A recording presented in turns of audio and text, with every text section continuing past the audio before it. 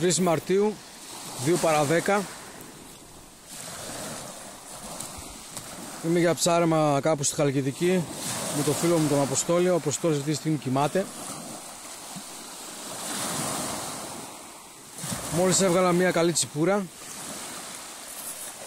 χτύπησε του Φαραώ με τη δεύτερη φορά, ενώ την πρώτη πριν κάνα τέταρτο περίπου κάρφωσε το κουδουνάκι πάνω τέρμα, δεν πιάστηκε.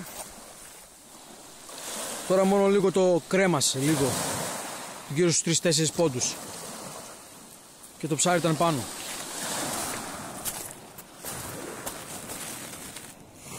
Είναι καλό ψάρι.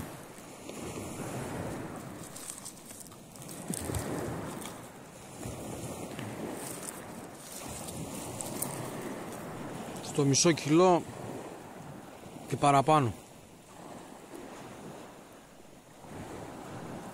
Άντε να δούμε και στη συνέχεια τι θα γίνει. Πάντως το μονάκι το βάλε μέσα μαζί και με τον κλέφτη.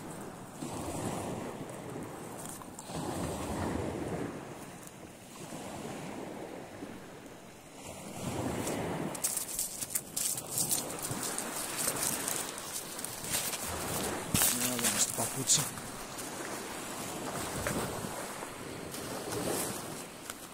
Πόταμο εδώ. Εγώ φοράω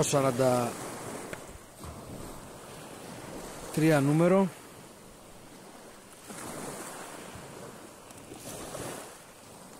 Πιστεύω καταλαβαίνετε. Το ψάρι είναι καλό.